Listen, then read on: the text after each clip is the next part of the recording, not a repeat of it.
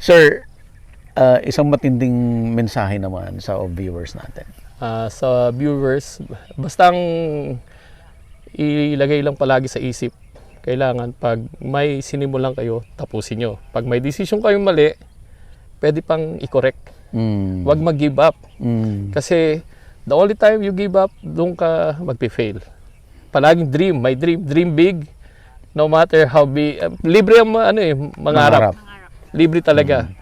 Pero pag masipag, porsigido, prayers at saka trust sa mga farmers, sa colleagues, siguro magsasucceed talaga. Gusto mo bang matuto ng agribusiness, crops, livestock and poultry, aquaculture, at ma-inspire sa mga success stories? Agribusiness, how it works. As a YouTube channel, Agribusiness features entrepreneurs, farmers, organizations, OFWs, investors. However, beyond our usual content and official endorsements, Agribusiness does not engage in other business dealings with them.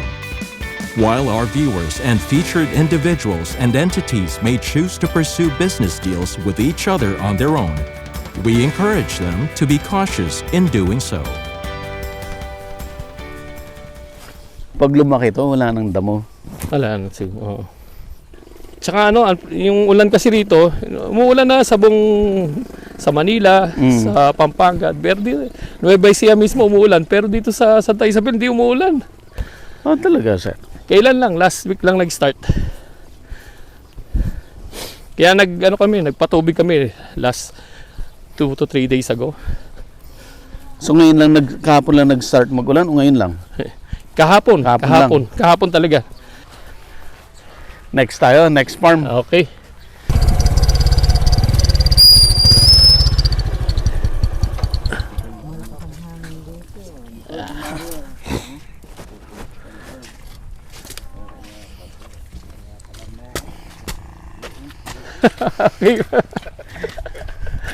Buong buhay yung bundok dito. Oo, buong. Ayan. Dito kayo dumaan kanina. Dito kami dyan yung galing, tulay. sir? Oo.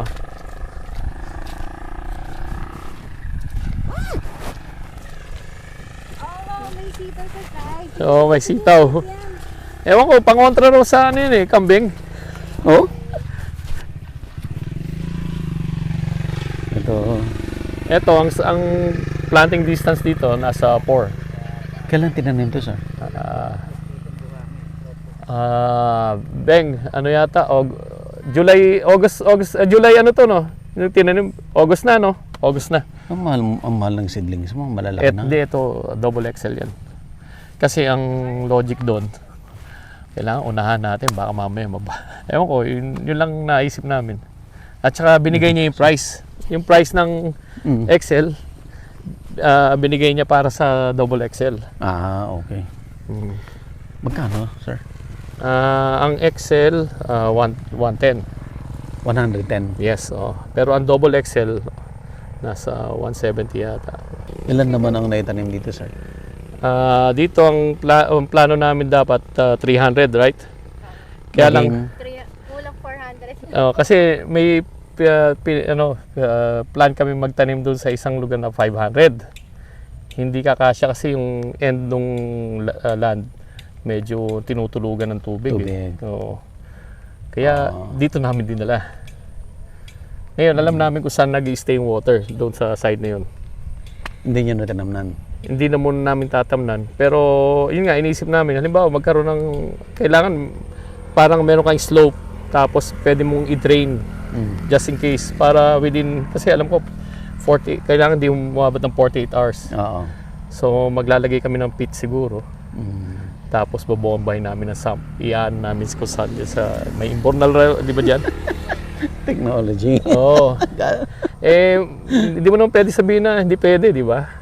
Kita mo yung mga desert countries like Saudi Arabia.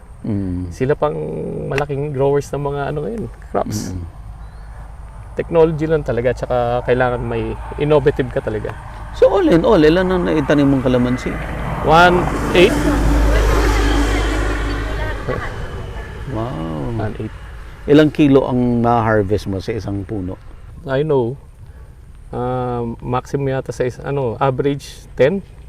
Kilos Yes. per plant? Per puno. Pero in a good day, 15 daw. Ewan ko. Maluwang yung distance mo. 4 to, 4x4. 4x4 ba to? Walang ibang tinanim dito doon lang sa friends. Sa ano lang kay Joe lang. Beng, yung sitaw pangontra sa kambing. Sabi ko, bakit? Bakit? Ano daw po, yung daw pong kambing, pag nakakain ng sitaw, makukunan. Sabi ko, magtalim ka ng sitaw para yung may mga kambing. Alam nila. Itatali na nila. Y- Anong may kambing? yung may-ari mag-ano. Kaya po dito, napansin ko po dito. Dati po, yung tinatanim dito, talagang wala kang papakinabangan sa kambing.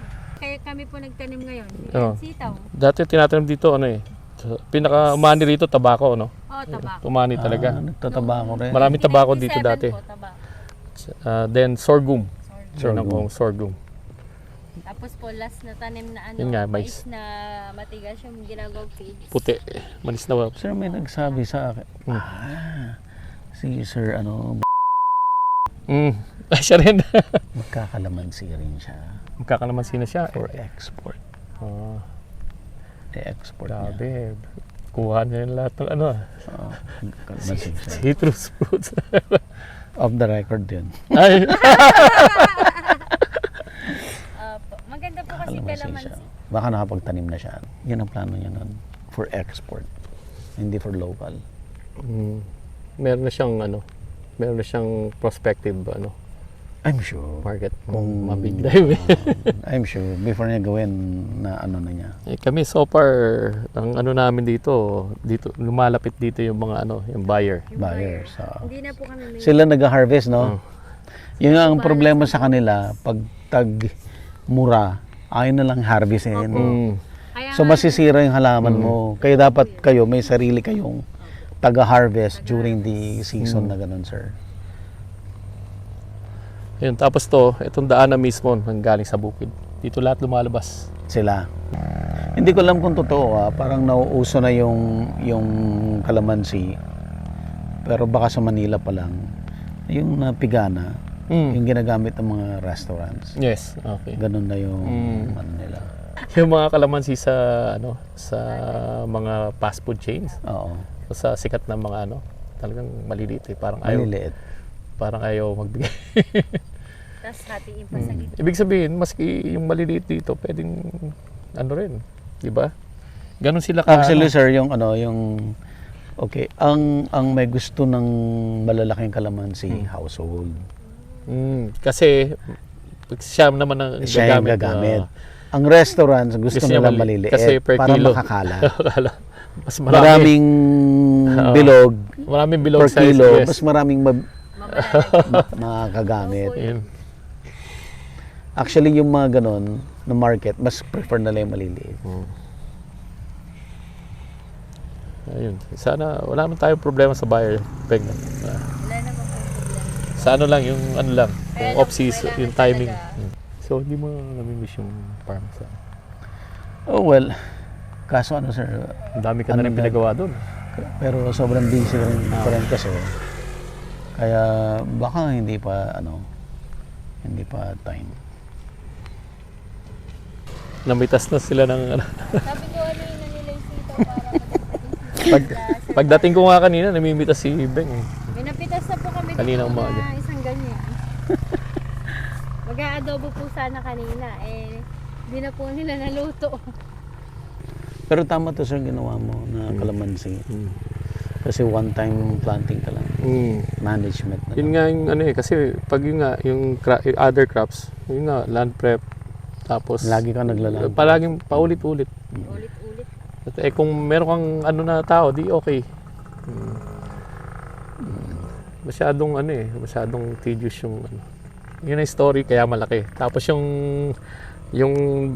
pinagbilihan namin, siyempre madami naman nakukuha sa kanya. Sige, bigay mo yung price ng we'll try natin.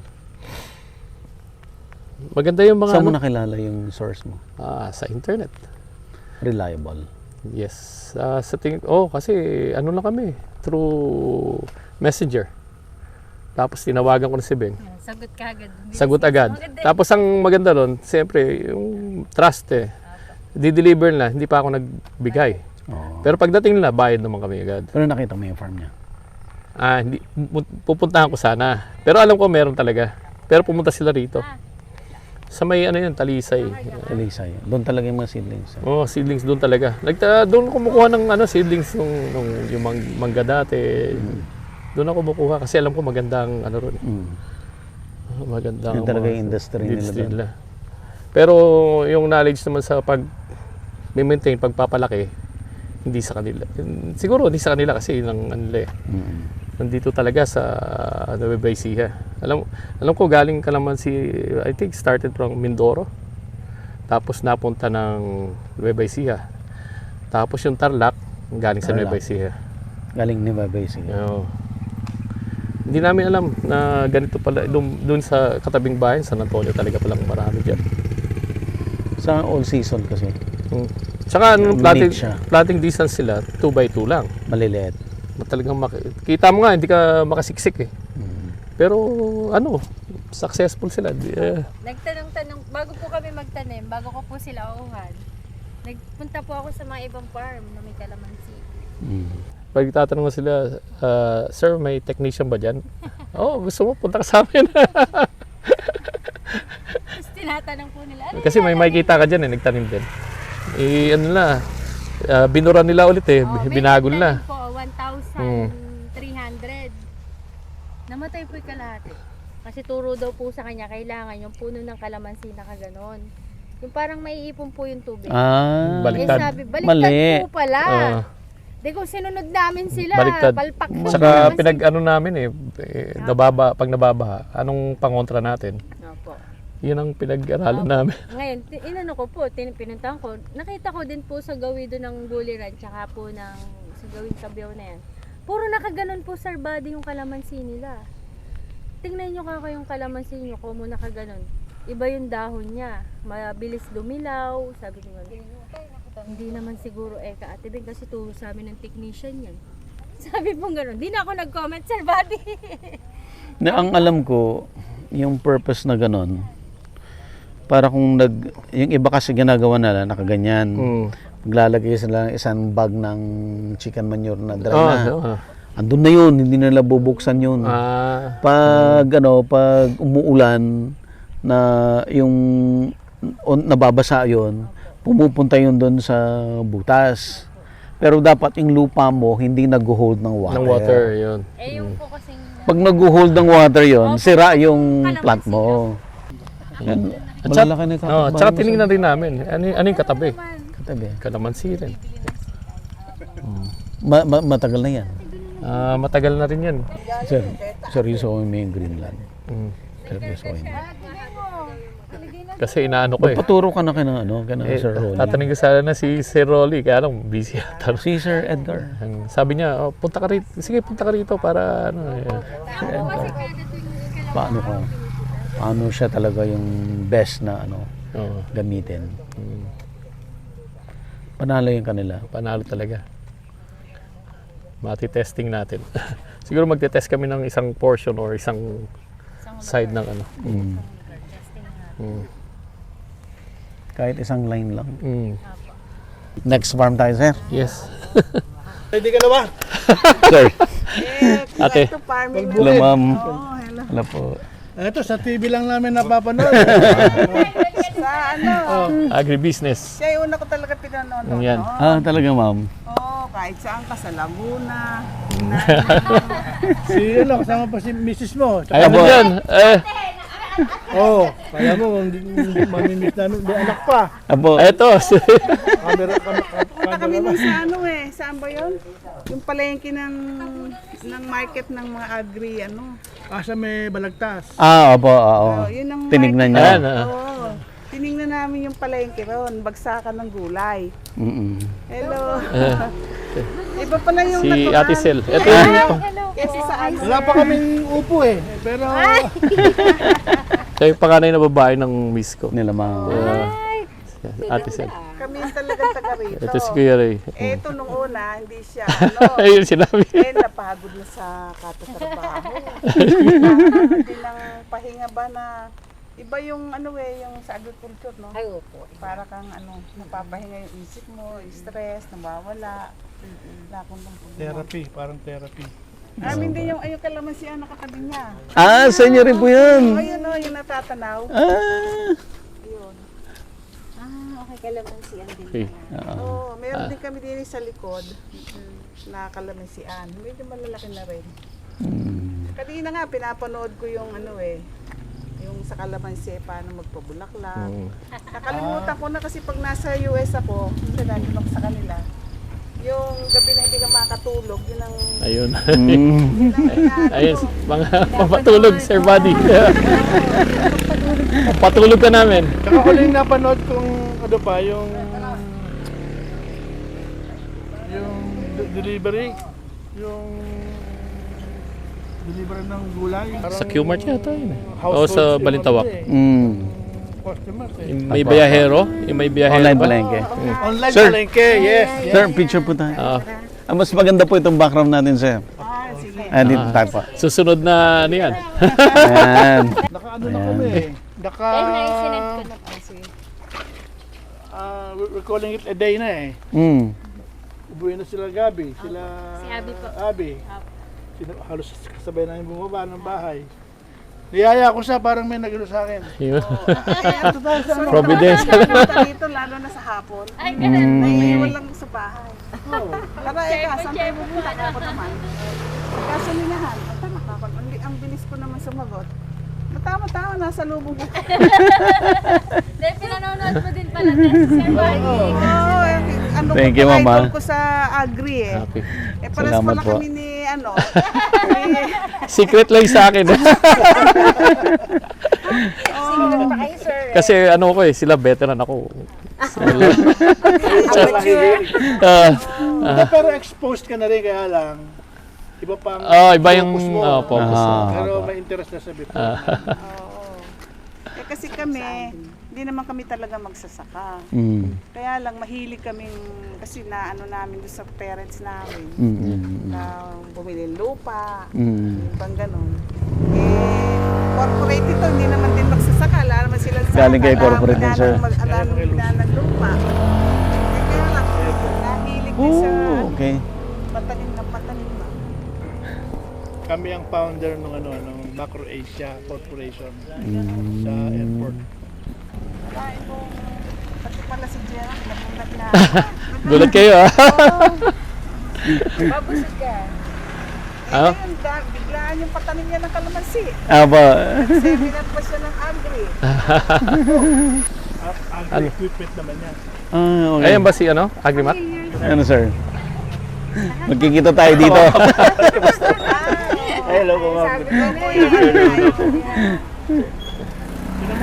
Nandun kayo sa event, sir, diba? Dumating ka rin sa event? Yeah. Nandun ka ba? Oo. Di tayo nagkita.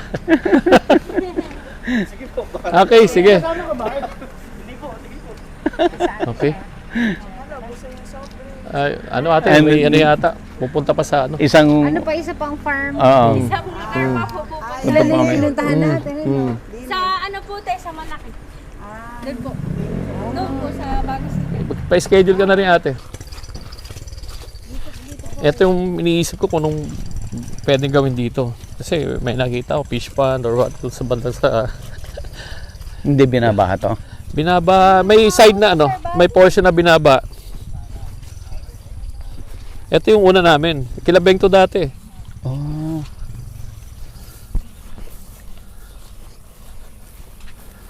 Ilang hektarya to, sir?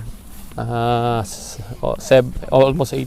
Lahat to? Sa'yo yung gilid Hindi, ng kalsada na yan? Kita mo yung poste na yan. Nandito yung poste. Teka. Dito tayo, Sir Buddy. Matigas no? Mas matigas pa doon sa...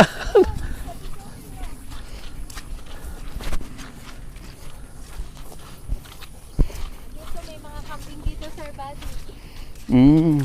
Ito, Sir. Ito, Sir Buddy, sa likod ng puno na to. Ano po puno yan, Beng? Akasya, no? Akasya. May poste na katulad na ganun. Yan ang mohon. So, ito yung unang purchase, tapos yung sumunod. Oh. Tapos, diretso mo, ito kasi irrigation yan, hanggang doon sa likod Lampas ng ng, irrigation. nasa loob yung irrigation, nasa loob namin, sa likod nun.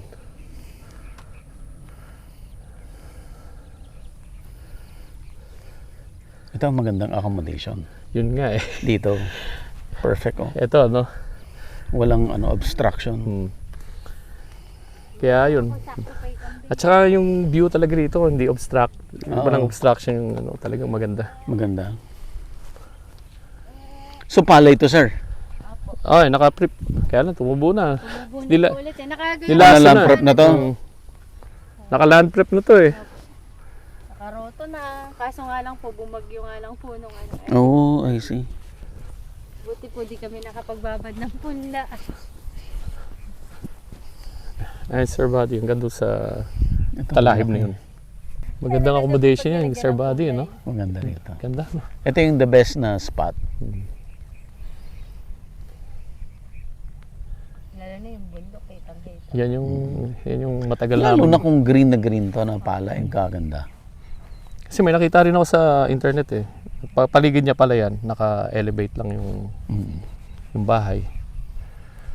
Tapos kung anong klaseng accommodation, nag-iisipan.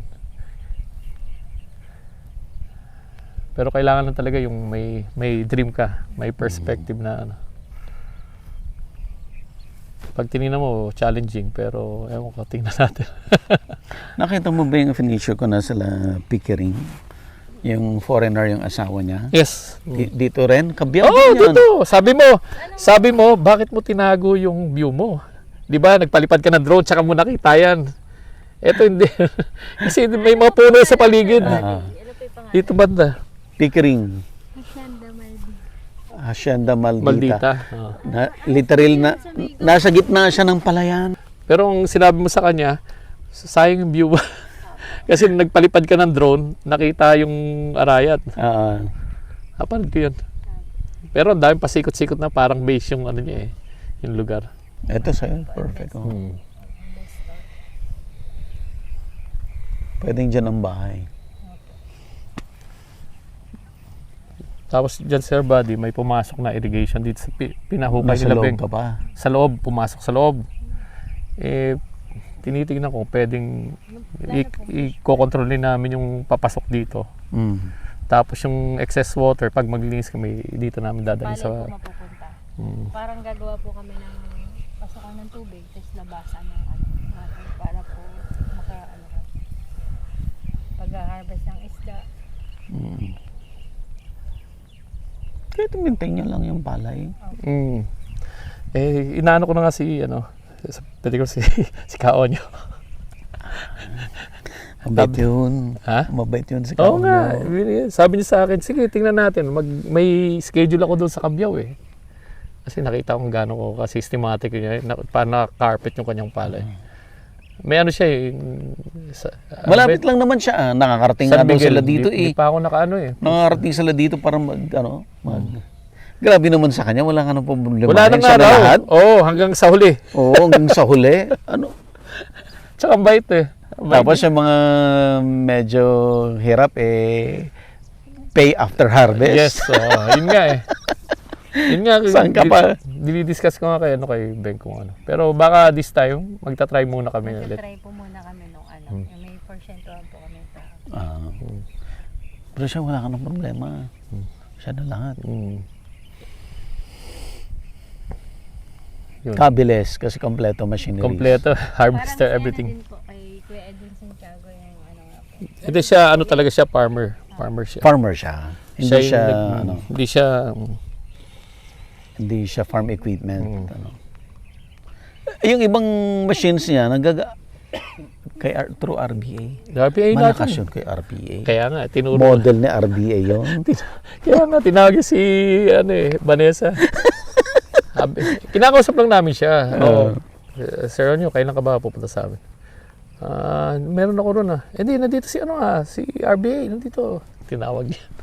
Lapit naman agad si Kasi nakita ko may isang event, di ba? Pumunta ka. Puro RBA yung mga Event ni RBA ang model nila si Sir Onyo. Sir Onyo, madaling ano eh. Ang bilis. Nasa likod ko pala. Nandiyan ka pala, sir. At saka kung ano siya, ganun pa rin siya. Ganun pa rin siya. Ay, yung mga off the record, sir, ha? Information po nyo po muna bago i-post. Wala po muna ipopost agad, wala pong... Yung nga, yung picture nga. Naku, baka copyright siya. Alam niya eh. Kung ano mo, sir, magawa mo ng chance na makausap si Sir Onyo. Papuntahin mo siya rito. Actually, may plan na talaga ako. Unahin ko si RBA, tapos pupunta ako sa kanya. Kinapos ko na oras. Mo si Sir Onyo. Sir Onyo. Oo. Kasi si Vanessa tumawag agad. Nagkaligaw-ligaw ako.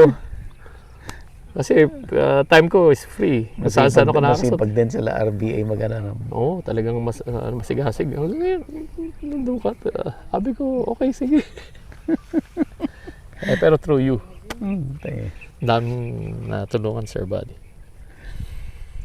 Matindi ang impact mo. Biro mo kami. Kaming mga mga big time. No. Hindi mo alam, nandun pala sa isang sulok ng kalaylo ang bansa nanonood siya. Tsaka yung mga OFW. Meron silang pastime, di ba? Biro mo, matutulog sila sa gabi. Wala silang ginagawa. Ikot ng ulo nun. Mamaya mag-overheat kung anong gawin. At saka nawawala talaga stress. Sir Gerard, pinakita mo iba-ibang farms mo. At yan, yung kwento mo. No, from big time boss. Ikaw na nakakalam nun. Alam na nila lahat ngayon. Sir, ano yung learning mo so far? Manong question yan, Sir Buddy.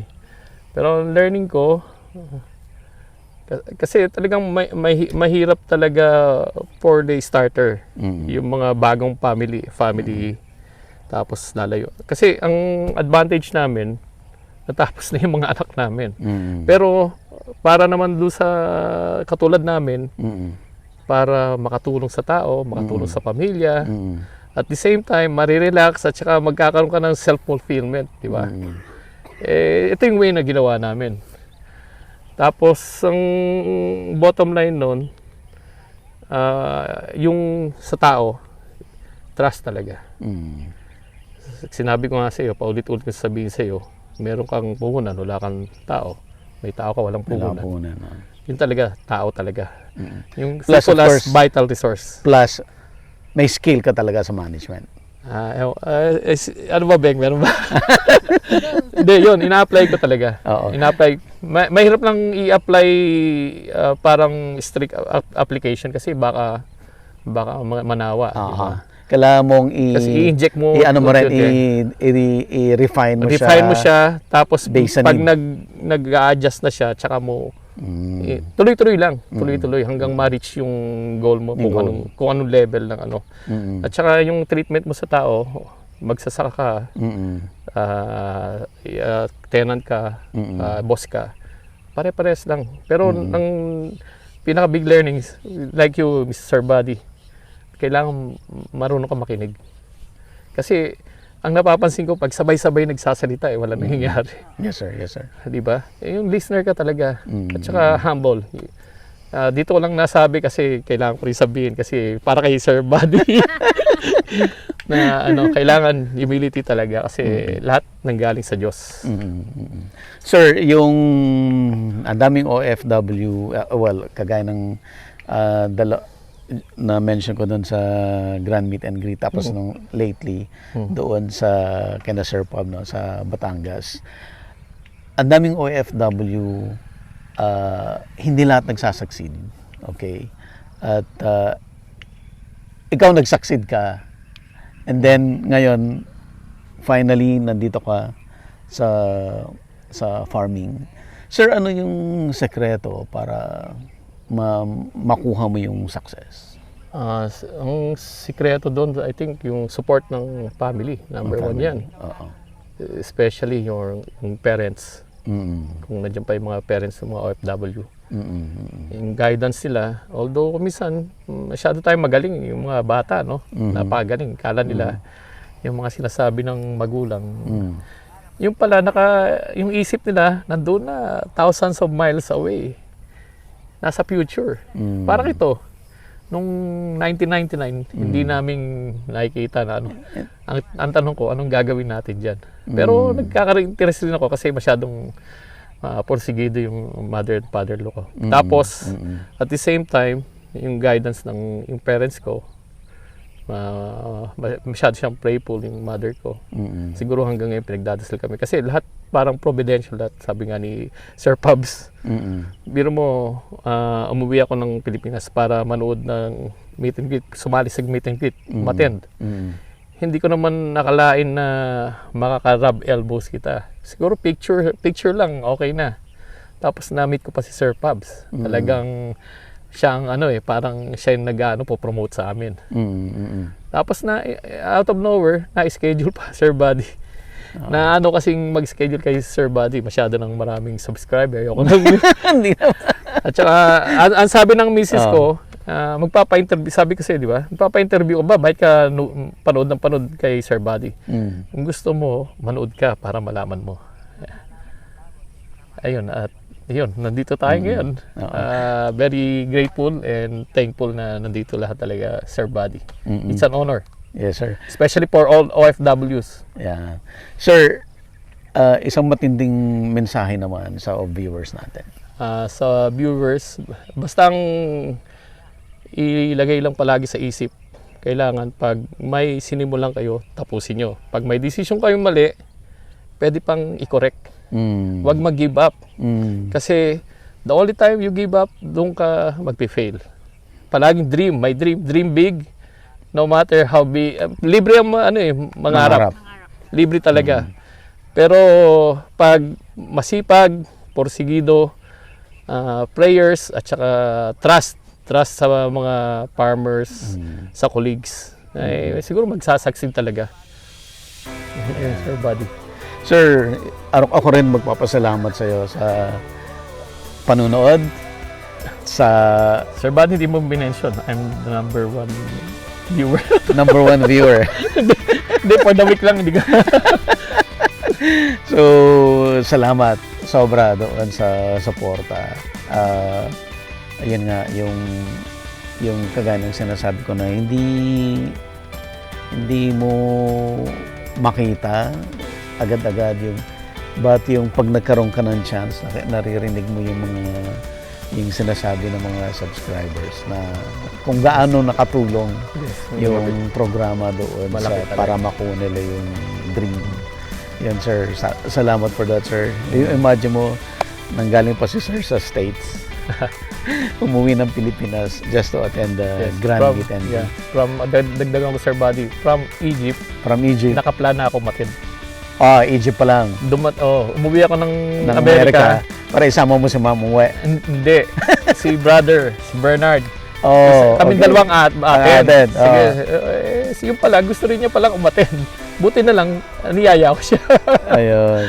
Ayun. Kaya, thank you, Sir Buddy. Ayun, sir. It's an honor, really. Oo. Thank you so much. Nakakatuwa na may mga OFW na successful na talagang may feature dito sa show, sir. Para rin, yung encouragement din sa lahat ng OFW. More power to Sir Buddy. Thank you, sir. Sa lahat ng OFW, continue watching. Hit the like and subscribe. Thank you, sir. Agribusiness merch is now available on Shopee and Lazada. Agribusiness, how it works. Instruct, inspire, succeed.